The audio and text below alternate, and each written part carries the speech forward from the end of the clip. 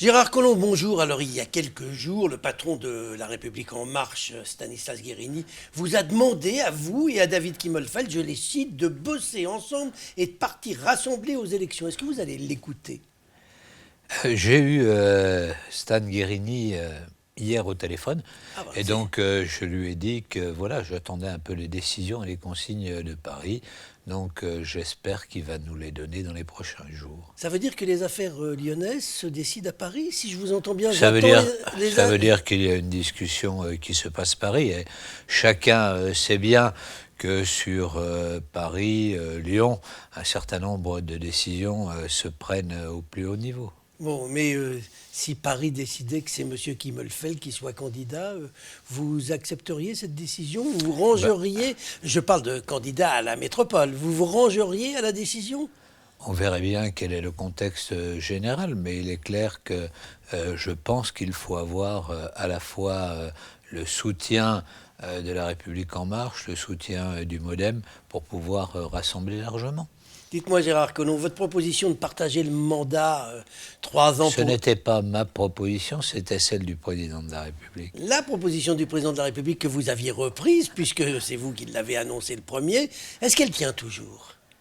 Je pense qu'elle tient toujours, en tout cas, De votre part? je n'en ai pas, de la part du président de la République, je n'en ai pas eu d'autre pour le moment. Est-ce que vous seriez d'accord pour que, comme on l'a entendu, David Kimmelfeld puisse être maire de Lyon et vous, président de la métropole?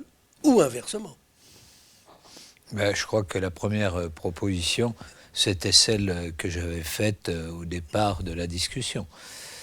Est-ce que vous comprenez David Kimmelfeld qui aujourd'hui, parce que vous lui aviez dit il y a 2 ans ou 3 ans en arrière, je me souviens c'était en 2016, à la rentrée 2016, devant les journalistes lors de la fameuse tournée des chantiers, vous aviez dit c'est mon successeur à la mairie de Lyon, tout le monde était content, lui le premier, et puis quand vous partez, eh ben, vous lui donnez pas la mairie de Lyon, vous la donnez à quelqu'un d'autre.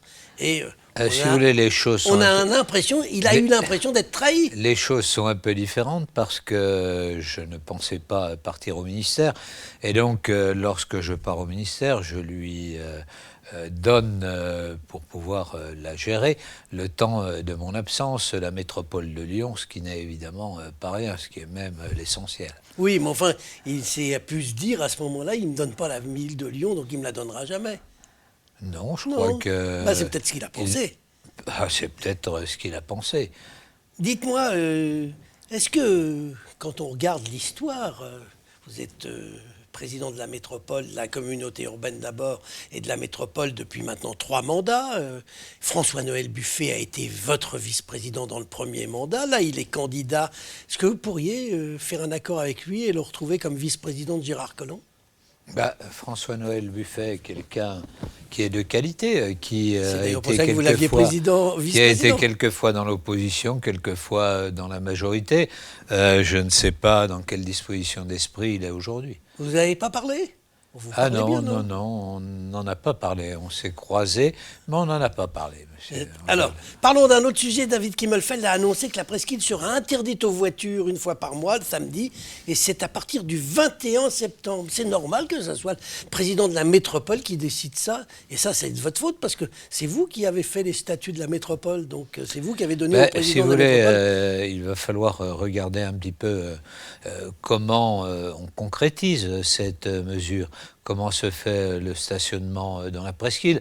Est-ce que les gens ont le droit de stationner, les riverains en particulier ou pas? Qui fait la police pour pouvoir faire en sorte que cette mesure soit respectée?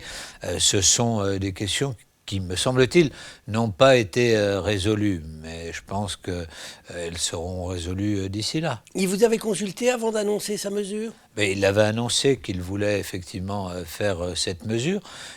Nos équipes ont, en particulier Jean-Yves Sécheresse, indiqué les obstacles qu'il y avait à faire quelque chose, non pas, je dirais, de particulier, puisqu'on avait fait par le passé des jours sans voiture dans la presqu'île, mais de manière un peu continue et répétée, samedi après samedi ou dimanche après dimanche, c'est évidemment quelque chose de difficile. Et là, il faut la police municipale. Est-ce que que vous êtes en nous- mesure aujourd'hui de mettre la police municipale à disposition le 21 septembre prochain pour permettre de faire appliquer cette mesure.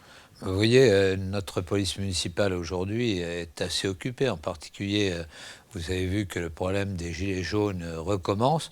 Nous sommes en général très mobilisés. Nous ne pouvons pas être mobilisés sur tout. Donc ça peut signifier qu'en fait le 21 septembre, on pourrait, Bah, je vais employer un pense- euphémisme, reporter ou annuler. Je ne sais pas, peut-être qu'il peut y avoir des vigiles qui sont mis en place, même si ça va être difficile d'emploi, puisque théoriquement il faut qu'il soit avec un officier de police judiciaire. Et dans ce cas-là, s'il y a des vigiles, qui est-ce qui va les payer, la métropole ou la ville de Lyon? Ah ben c'est pas la ville de Lyon, nous ne sommes pas les initiateurs de cette mesure. Dites-moi, Gérard Collomb, vous l'avez évoqué à l'instant, dans votre premier mandat, vous aviez tenté une expérience comme ça, de faire, c'était un dimanche, si ma mémoire est bonne, de 100 voitures. Pourquoi vous n'avez pas continué? Parce que finalement, on s'aperçoit que c'est une bonne mesure. Tout simplement, si vous voulez, parce qu'à l'époque, ça n'avait pas marché. Mais comme vous le dites, c'était il y a longtemps, et peut-être les Lyonnais étaient moins présents en ville le week-end qu'ils ne le sont aujourd'hui. Alors, depuis lundi, on voit pousser des bacs à fleurs sur la rue Édouard Herriot. Est-ce que c'est pas la preuve que vous avez été un peu léger sur la végétalisation? Vous essayez de vous rattraper en fin de mandat pour sauver les apparences? Non, pas du tout. Lorsque l'on regarde un certain nombre de quartiers, celui-ci de la Confluence, celui de Gerland, on a toujours pensé végétalisation. Mais c'est vrai qu'au cœur de ville, théoriquement, nous aurions dû avoir les terrasses de la Presqu'île, qui aurait été un bel endroit. Mais vous connaissez les difficultés que nous avons eues avec le parking de Lyon-Parc Auto sur les quais Saint-Antoine. Donc nous avons voulu faire quelque chose qui soit symbolique et qui annonce des mesures plus pérennes. Qui seront prises dans le prochain mandat. Qui commencent à être prises maintenant. Je vous dis, lorsque nous faisons le quartier de Gerland, chaque fois, nous plantons beaucoup. Alors avant de nous quitter, Gérard Collomb, une question. Avant les vacances, vous nous avez annoncé une enquête administrative sur la situation de votre ancienne compagne à Lyon. Quand est-ce qu'on va avoir les résultats de cette enquête? D'abord, est-ce qu'elle est terminée? Est-ce qu'on va avoir les résultats? Oui, elle est terminée. On la livrera donc à la Chambre régionale des comptes. Et pourquoi vous ne la livrez pas aux Lyonnais? Nous Comme on inspecte. C'est ce qui se fait naturellement. Et les Lyonnais ont entendu parler de cette affaire. Pourquoi on ne leur donne pas les résultats? Ils en ont entendu parler par le Canard enchaîné, avec des sommes qui me semblaient tout à fait hors de proportion. Ils suivront la suite. Mais justement, ça serait bien, avec cette enquête administrative, d'avoir le fin mot de l'affaire. J'attends que la Chambre régionale des comptes puisse avoir, d'abord, vous le comprendrez bien, les résultats de cette enquête. Eh bien, on attend ça avec impatience. Mais je le comprends. Et espérons avant les prochaines élections. Et cela dépendra de la Chambre régionale des comptes qui doit remettre son rapport définitif. Eh bien, on attend ça, Gérard Collomb. Je vous remercie.